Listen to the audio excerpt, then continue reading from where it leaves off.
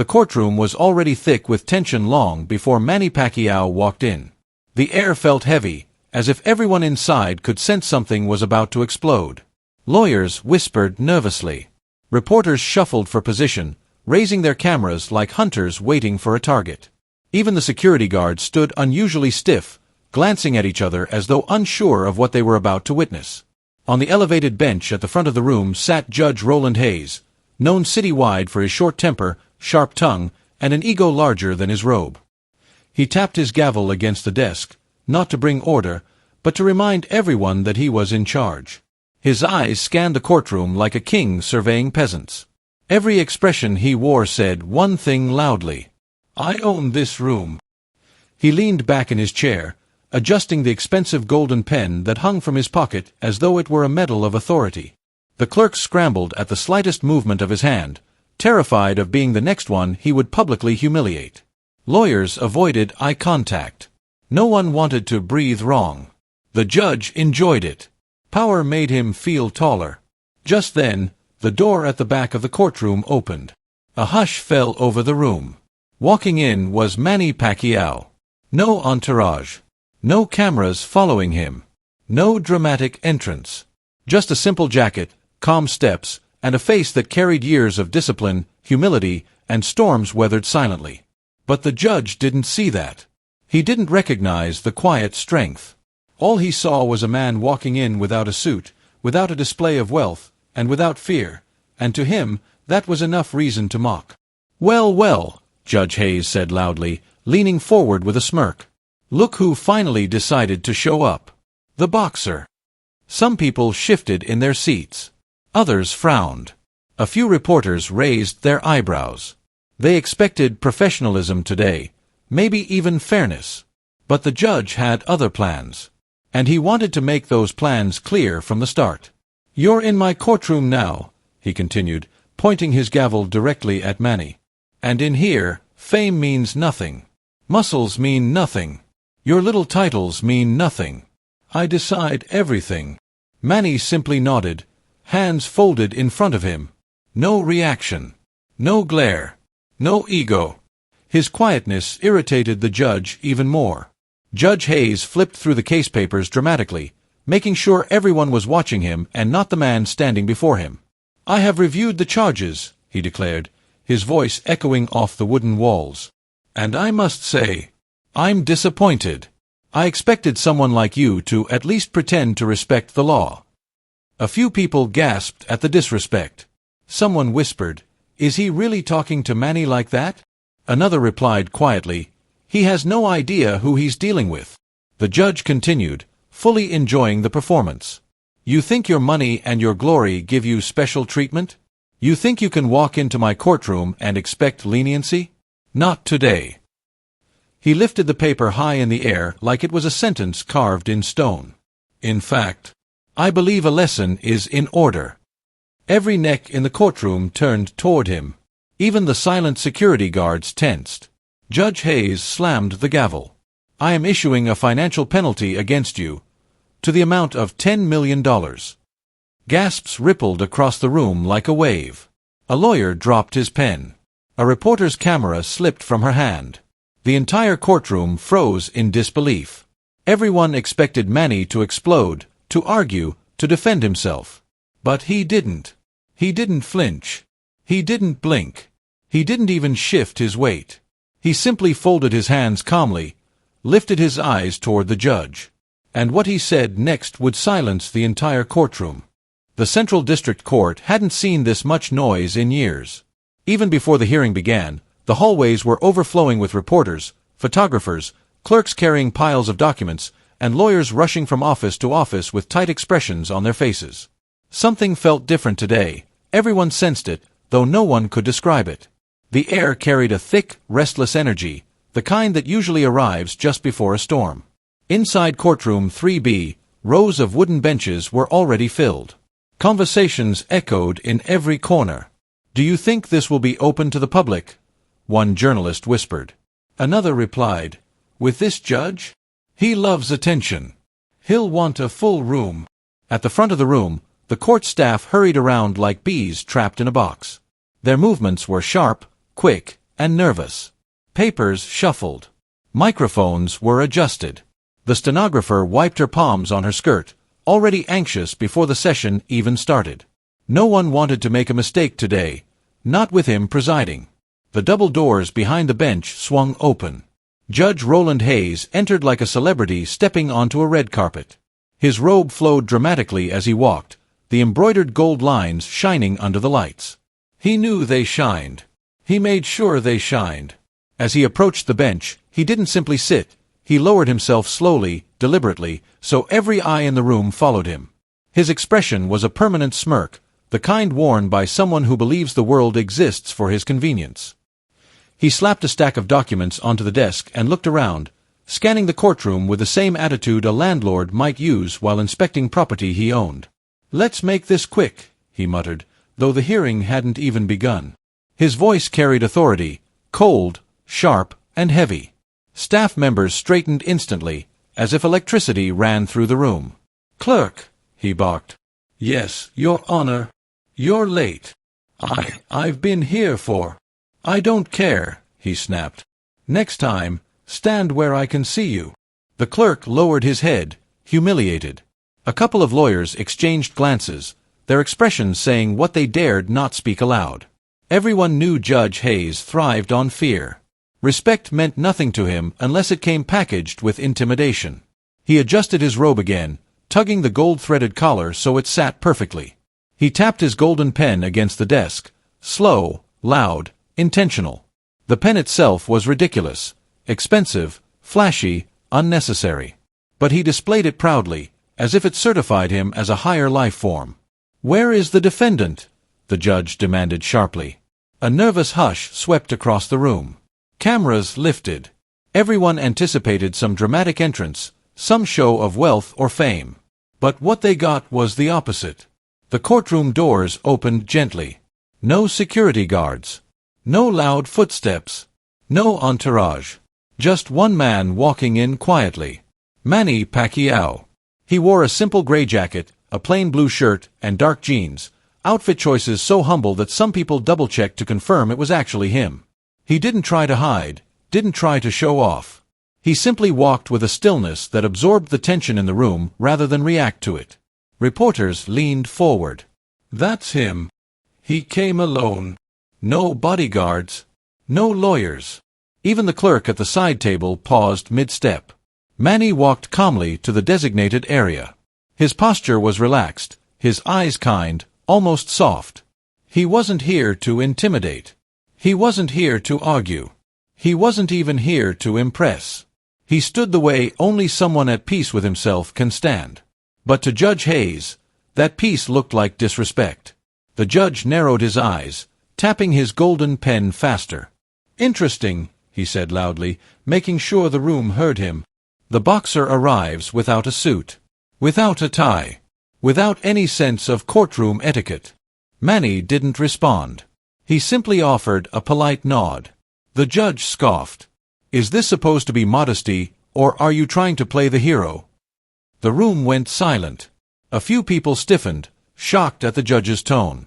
A reporter whispered, "He's pushing it," but immediately quieted when the judge glared. Hayes leaned forward, elbows resting arrogantly on the bench. "You see, Mr. Pacquiao, in this courtroom, you don't get points for being simple. You're not here for a fan meet and greet. You're not here to show the world how humble you are. This is a court of law." Manny quietly placed his hands in front of him, standing tall without saying a word. "And another thing," the judge continued. "No entourage. No lawyers. Are you trying to act bigger than the system?" "No, Your Honor," Manny answered calmly. "I'm only here to listen." The judge raised an eyebrow, unsatisfied. "We'll see about that." A few people in the audience exchanged glances. Some admired Manny's calmness. Others felt nervous on his behalf. Even the security guard near the front softened his posture, observing the contrast between the judge's arrogance and Manny's quiet dignity. Outside the courtroom, cameras flashed as more spectators tried to squeeze inside. A clerk whispered, "This hearing is going viral already." Another replied, "Everyone's watching. No turning back now."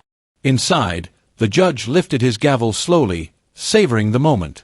"Well," he said with a cold smile, "let's begin the lesson." The courtroom fell silent, the kind of silence that carries a warning. Before we continue, comment below, where are you watching from? Now, the storm was ready to begin. Judge Roland Hayes adjusted his glasses dramatically, lifting the folder in front of him as if it contained the secrets of the universe. He didn't open it gently.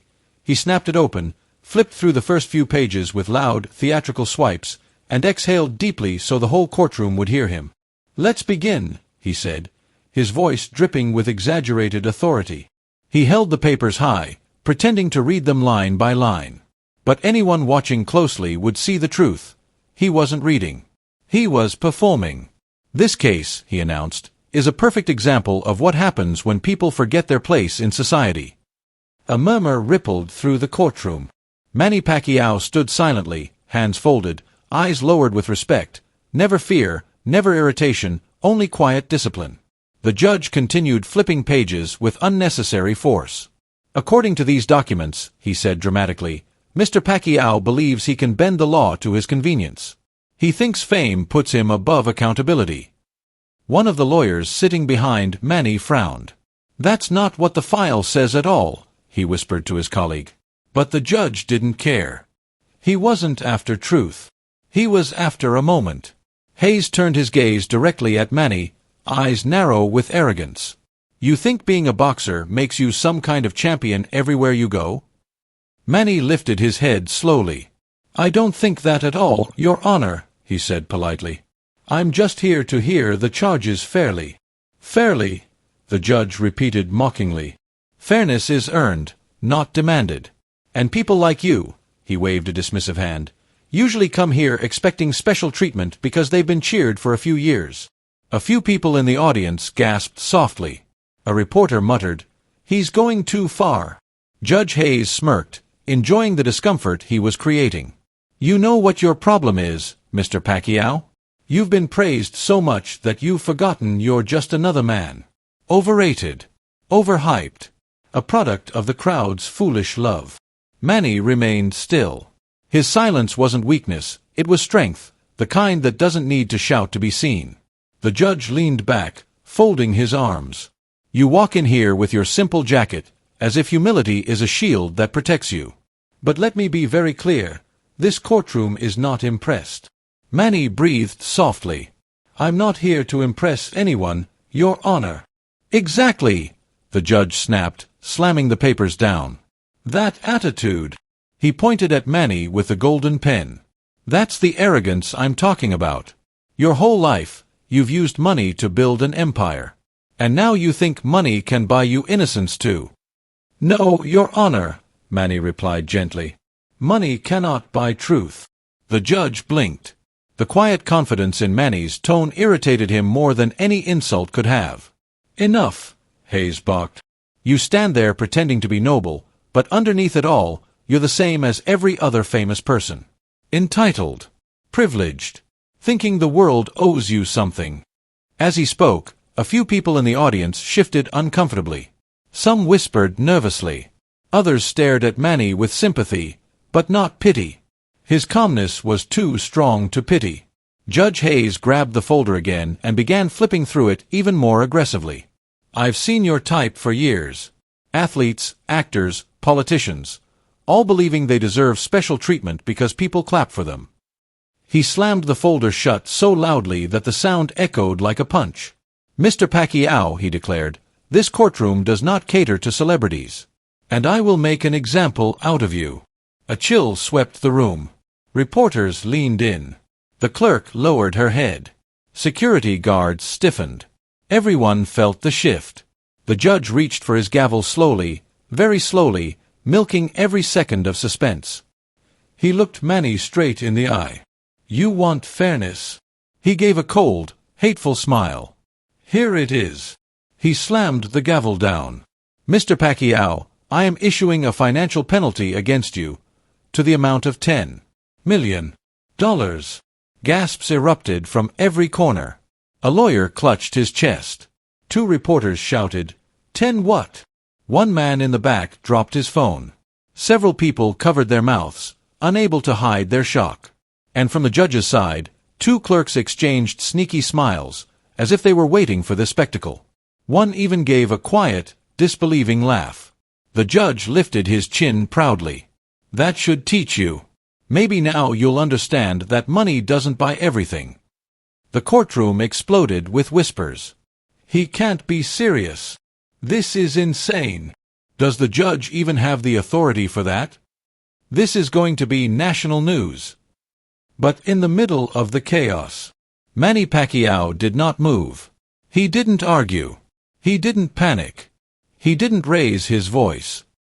He simply inhaled slowly, lifted his eyes to meet the judge's, and spoke with the calm of a man who has nothing to prove.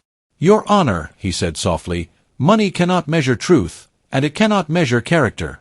A silent wave swept across the courtroom. No one dared to speak. No one dared to breathe. The storm had finally reached its peak, and Manny Pacquiao had just delivered the line that would change everything. The silence that followed Manny's words wasn't normal courtroom silence. It was heavy, almost electric. For a moment, Judge Hayes didn't notice it. He was too busy enjoying his own performance. He leaned back, tapping his pen against the desk with a satisfied grin. But the rest of the courtroom? They felt something shift. A low murmur began to ripple through the benches. It wasn't the loud, disrespectful kind of whispering. It was sharper, the kind people make when they suddenly realize something is very, very wrong.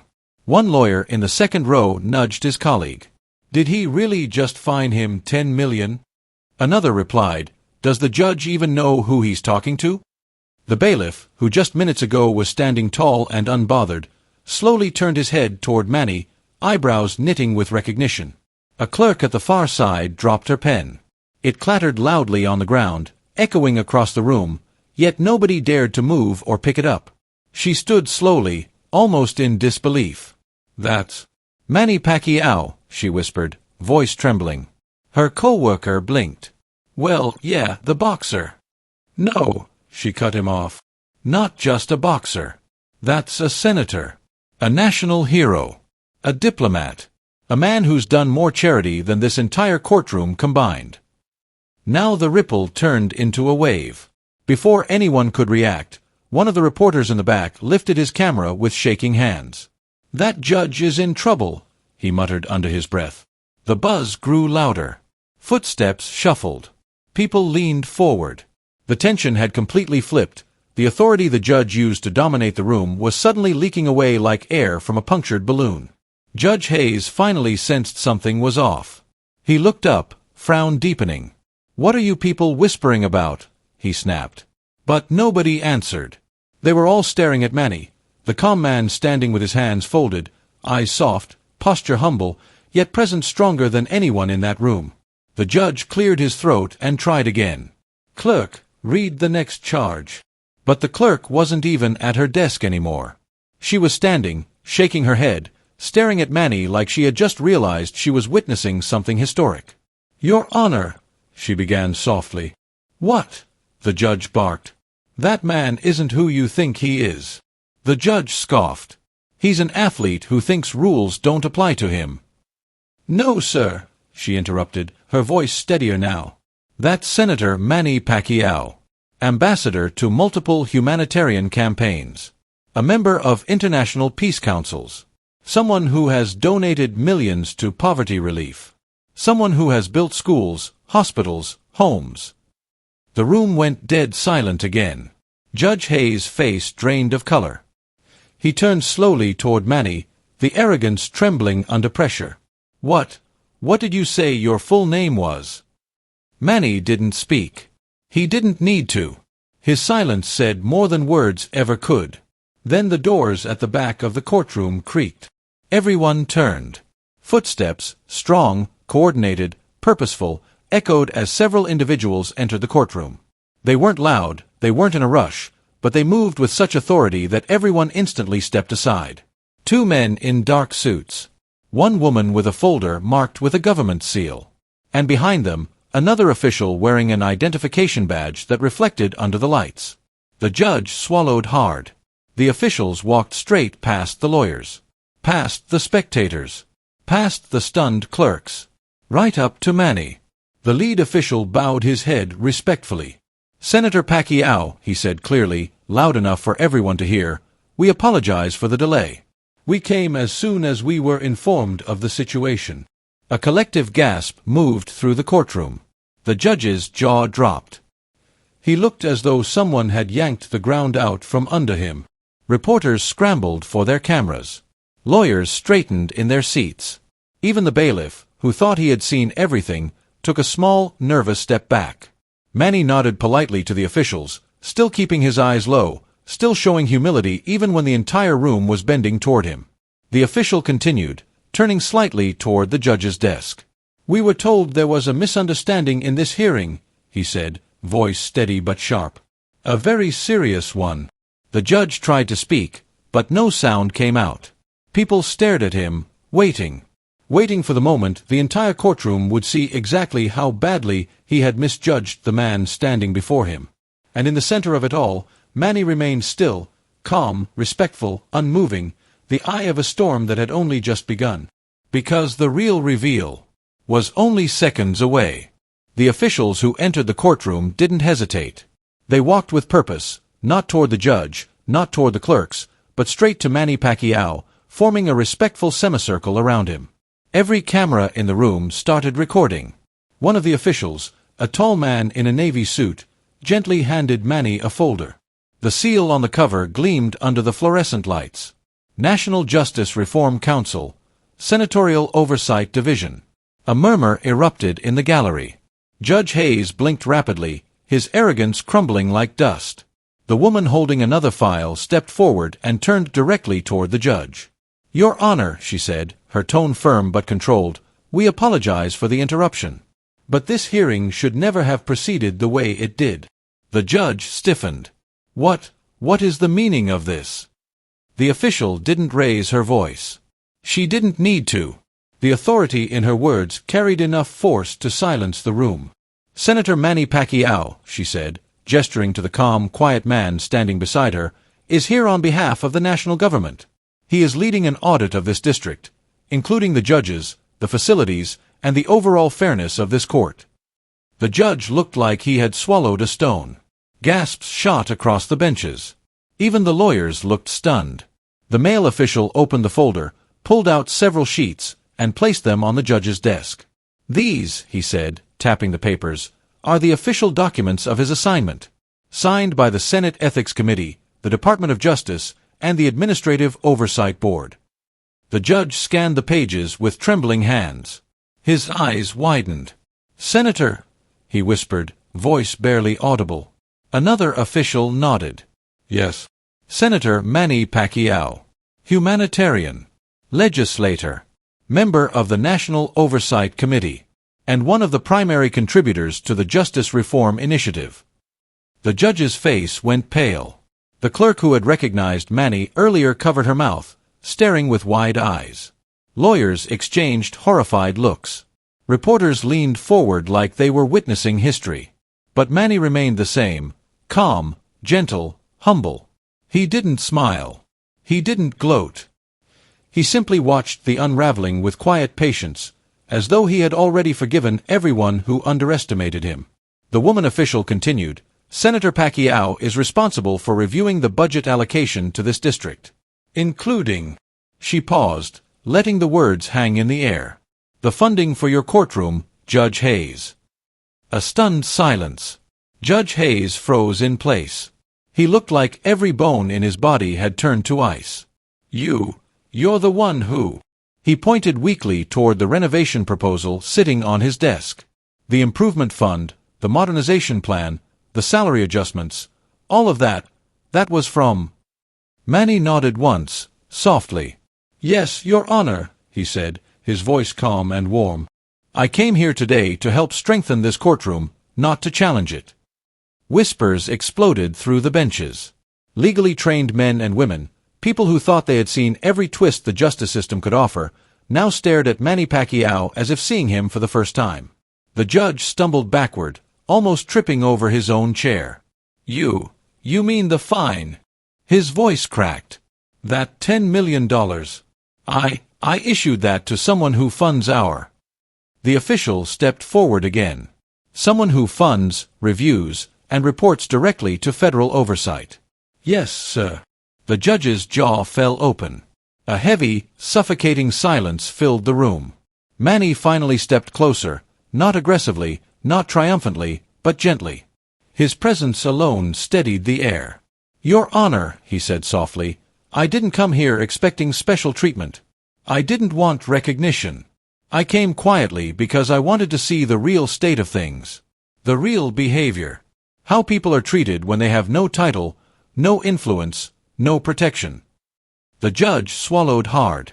Sweat gathered at his temple. Manny continued, "Respect, fairness, kindness, these should be given to all people. Not just to those with positions." He placed the folder on the judge's desk gently, almost like he was placing a lesson instead of a document. "I came here to help this place," Manny said. "Not to fight with it." The judge stared up at him, his arrogance shattered, his voice trembling. Senator, I didn't know. I didn't realize." Manny raised a hand lightly, stopping him without force. "I know," he said quietly. "But now you do." The entire courtroom held its breath. Not a single chair creaked. Not a single whisper dared to break the moment. Manny turned to the crowd, eyes soft, humble, sincere. But the tension remained. Because the next step, the consequences, the decision, all hung in the air like a sword waiting to fall. Then Manny faced the judge again. His voice calm, measured, clear. "The question now," he said, "is simple." He looked toward the camera, as if speaking directly to the viewers themselves. "Should I forgive the judge, or let him face the consequences of his actions?" For a long moment, the courtroom felt frozen, suspended between guilt, awe, and disbelief. Judge Roland Hayes, a man who once strutted through the halls as if he owned the entire building, now stood trembling behind his own desk. His robe looked heavier, his voice weaker, his pride shattered into pieces he could no longer gather. He swallowed hard. Twice. 3 times. Finally, he spoke. "Senator, Mr. Pacquiao, His voice cracked in front of everyone. Lawyers, clerks, citizens, reporters. "I didn't know who you were. I didn't know your purpose. I didn't realize the gravity of my actions. I am deeply sorry."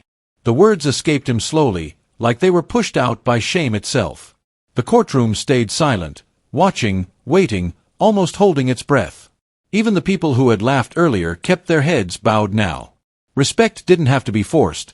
Manny's presence inspired it naturally. Manny Pacquiao didn't move for a moment. He simply stood there, calm, grounded, emotionally steady like a mountain that even storms cannot shake. Then he took one step toward the judge. Not to intimidate him, but to make sure the entire courtroom could hear the lesson that was coming. "Your Honor," Manny said gently, "power is not measured by how loudly we speak, but by how responsibly we act." The judge closed his eyes, ashamed. Manny continued, voice warm but firm, "Respect is not something you give only to people with titles or influence. It is something you give because it reflects your own values, not theirs." A ripple of emotion moved through the crowd. Even the clerk in the back, who had recognized Manny earlier, wiped her eyes discreetly. Manny set the folder aside and folded his hands in front of him. "You tried to punish me today," he said softly. "But the real punishment would be letting disrespect continue inside a place that exists for justice." The judge's breaths came shaky and uneven. "I understand, Senator. I truly do." Manny gave him a small nod, not approval, not superiority, but understanding. "I am not here to humiliate anyone," he said. "My life has taught me that pride can destroy a man faster than poverty ever will. And mercy has more strength than anger." A few people in the gallery lowered their heads, reflecting on their own roles in the moment. Some had laughed. Some had judged. Some had recorded instead of standing up. Manny didn't call them out, but his words reached them anyway. The judge whispered, What do you want me to do, sir?" The courtroom leaned in. Manny responded with the same steadiness he carried through battles in the ring and debates in the Senate. "First," he said, "dismiss the fine you placed on me. It was unjust, but more importantly, It would set a dangerous example of misusing authority. The judge nodded immediately. Of course. Consider it dismissed. Erased. Second, Manny continued, every person who walks into this courtroom, rich, poor, educated, uneducated, famous or unknown, must be treated with fairness and dignity. That is the foundation of justice. A clerk pressed her hand over her heart. A young lawyer whispered, Yes, that's how it should be. Even the bailiff stood taller, like he felt honored to witness the moment. And lastly, Manny said gently, remember this, respect is powerful when given to those who can offer you nothing in return. The judge's face tightened, not in anger, but in realization, perhaps even gratitude. You are right, he murmured. You're absolutely right, Senator. Manny nodded again, taking one step backward, reducing the pressure on the judge. There was no ego in Manny's stance, no demand for submission, no desire for revenge. Just clarity, wisdom, and a kind of strength that didn't need to be loud to be felt. The judge straightened slowly, as if Manny's words had lifted a weight from his chest. I give you my word, Judge Hayes said. This courtroom will be different from now on. I will be different. Manny offered a small, sincere smile, the kind that carried forgiveness without saying the word. That is all I hoped for, he replied. Not punishment, just change. The silence that followed wasn't heavy anymore. It was peaceful. Like the room itself exhaled for the first time all day. Reporters lowered their cameras respectfully. Citizens nodded with admiration. Lawyers quietly agreed with one another. The staff stood a little taller. And Manny, the man who had arrived in simple clothes, with no entourage, no noise, now walked toward the exit with a presence that filled the entire courthouse. Not because of title. Not because of power. But because of character. He didn't look back. He didn't need to. Everyone inside that courtroom would remember this moment long after the last gavel fell, not for the shock, not for the conflict, but for the humility and quiet strength that Manny Pacquiao carried like armor. No applause. No cheers. Just respect, the rare kind that grows in silence. And as Manny stepped through the doors, people realized something. True greatness doesn't need to be announced. It reveals itself. The courtroom doors closed behind Manny Pacquiao, and a hush lingered in the air like a gentle echo of the lesson that had just unfolded. People remained in their seats, staring at one another, unable to speak for several long seconds. Some of them instinctively reached for their phones, but then paused, realizing that no recording could capture the weight of what they had just witnessed. It wasn't the fine, the shock, or the scandal that would stay with them. It was the quiet power of character, the kind that needs no applause to exist. True strength, they began to realize, does not shout. It does not demand attention. It does not bend people to its will with force or intimidation. True strength is steady, measured, and built on patience, humility, and integrity. Manny Pacquiao had demonstrated this quietly but unmistakably. The clerks returned to their desks, but they moved differently now. Straightened backs. Softer eyes.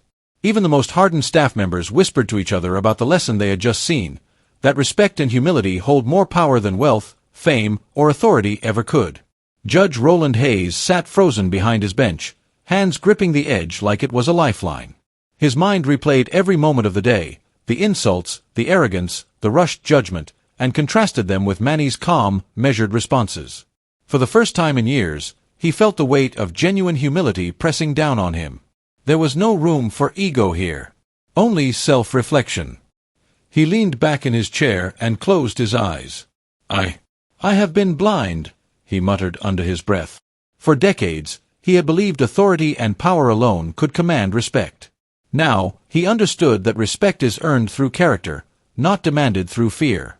The lesson was simple but profound. Anyone can intimidate. Anyone can shout. Anyone can wield authority. But it takes far more courage to act with integrity, to treat others fairly, to remain calm under provocation, and to act without expectation of reward. Manny's example showed that true influence does not come from titles or money. It comes from a moral compass that guides every decision, every action, every word. Outside the courtroom, spectators and journalists tried to piece together the story they had just witnessed. Cameras flashed. Notes were scribbled furiously. Some tried to capture the moment in photos, some in video, some in their minds. But the ones who understood the story best were those who had seen Manny's humility firsthand. They had felt the shift in the room. They had watched arrogance crumble before character. They had seen the power of patience, the impact of quiet strength, and the far-reaching effects of respect. For those present, the moral was undeniable. Humility is not weakness. Character is not secondary. Respect, earned and given freely, shapes more than any gavel, law, or headline ever could. Even the judge, now fully aware of his mistakes, sat in silence, reflecting on what he had learned. He understood that leadership, authority, and position meant nothing if wielded without fairness, compassion, and moral integrity. For a brief, transformative moment, the entire room was united not by fear, nor by fame, but by the simple truth of human decency. And Manny, he didn't linger. He didn't boast. He didn't gloat. He left quietly, his footsteps calm but purposeful, leaving the courtroom forever changed. And while no one cheered or clapped, every person there carried the lesson in their hearts, that humility and character can shift even the most rigid of spaces, even the most arrogant of minds. This story isn't just about a courtroom or a celebrity. It's about life. It's about the moments when we are tested, when someone is disrespectful, when authority is misused, when arrogance blinds judgment. In those moments, it's not the loudest voice or the heaviest hand that matters. It's how we respond. It's the integrity we maintain, the calm we preserve, and the respect we show, even when no one is watching. Manny Pacquiao's example reminds us that power is not the absence of humility. True influence is silence paired with strength, dignity paired with patience, and character paired with action. As the courtroom empties and the echoes of that day fade, the message remains clear. Respect isn't given to wealth. Respect isn't given to titles. Respect is given to character. And in every corner of life, in courts, offices, schools, streets, and homes, it is humility and fairness that leave the lasting mark. Now it's your turn. Think about the people you meet every day. The ones who rush to show power, the ones who underestimate others, the ones who judge too quickly. Reflect on how you treat others when no one is looking. Reflect on how you measure true strength in yourself and in the people around you. If you believe, like Manny Pacquiao, that humility is real strength, that character outweighs fame, that respect is earned and given freely, then make your voice heard. Type respect in the comments if you believe humility is true strength. Because in the end, the loudest lesson isn't the fine. It isn't the shock. It isn't the fame or the fortune. It is the quiet power of a man who acted with dignity, who treated others with respect, and who showed that true greatness comes from humility, character, and heart. And that is the story the courtroom, and the world, will never forget.